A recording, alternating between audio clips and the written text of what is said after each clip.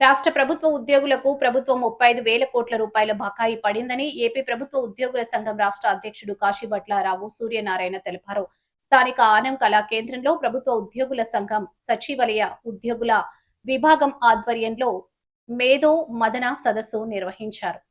ఉమ్మడి గోదావరి జిల్లాల గ్రామ వార్డు సచివాలయ కార్యదర్శుల సదస్సులో ముఖ్య అతిథిగా హాజరైన కాశీభట్ల రామసూర్యనారాయణ మాట్లాడుతూ గత ప్రభుత్వం 25,000 రూపాయల కోట్లు బకాయిలు పడగా ఈ ప్రభుత్వం మరో 10,000 కోట్ల రూపాయలు బకాయిలు పడిందన్నారు. ప్రస్తుతం రాష్ట్రంలోని ఆర్థిక పరిస్థితులను అంచనా వేస్తే ఇంత పెద్ద ఎత్తున బకాయిలు చెల్లించడం అనేది సాధ్యమయ్యే పని కాదని, దీనిని దృష్టిలో ఉంచుకుని ప్రభుత్వం ఒక్కో ఉద్యోగికి ఎంత బకాయి పడిందన్నది లెక్క కట్టి సర్వీస్ రిజిస్టర్లు నమోదు చేసి దానికి సమాన రీతిన ఉద్యోగ పనిచేస్తున్న ప్రాంతాల్లోనే భూమిని రిజిస్టర్ చేయించి ఇవ్వాల్సిందిగా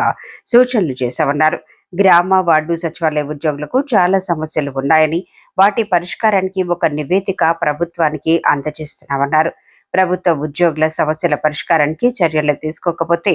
జూన్ 12 తర్వాత రాష్ట్ర కౌన్సిల్ సమావేశం నిర్వహించి కార్యాచరణను రూపొందించుకుంటామని వెల్లడించారు.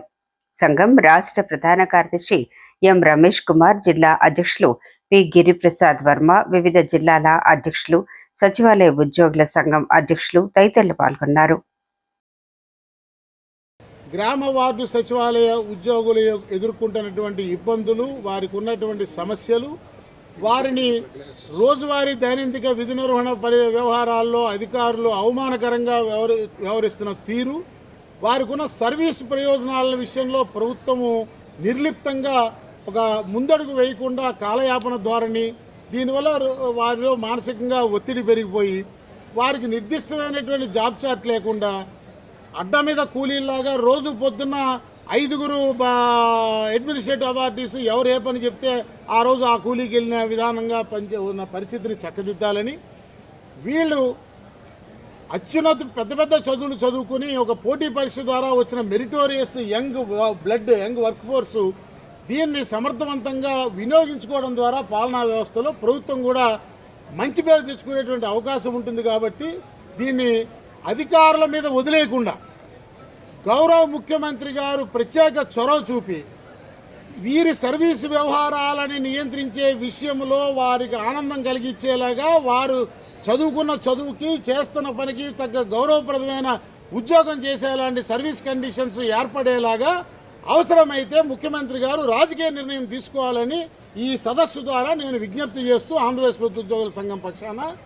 18 మంది ఫంక్షనరీస్, 11 శాఖలకు చెందిన 18 మంది ఫంక్షనరీస్ కామన్గా ఎదుర్కొంటున్నటువంటి సమస్యలు, వాటికి ఉన్న పరిష్కారాలు, ఫంక్షనరీ వారీగా ఉన్న సమస్యలు, దానికి ఉన్న ప్రస్తుత చట్ట నిబంధనలో ఉన్న పరిష్కార మార్గాల్ని సూచిస్తూ ప్రభుత్వానికి ఒక డాక్యుమెంట్ని సబ్మిట్ చేయాలని ఈనాటి మా సదస్సు చేసిన తీర్మానానికి అనుగుణంగా మేము ప్రభుత్వం నియమించిన ఉప ముఖ్యమంత్రి గారి నేతృత్వంలో ఏర్పరిచినటువంటి మంత్రివర్గ ఉపసంఘ సభ్యులందరికీ ఈ విషయాన్ని తెలియజేసి ఆ మంత్రివర్గ ఉపసంఘం అధికారులతో అంతర్గత సమావేశాలు ముగించుకుని తొందరగా ఉద్యోగ సంఘాలతో సంప్రదింపుల ప్రక్రియ మొదలెట్టాలని ప్రభుత్వాన్ని డిమాండ్ చేస్తారు.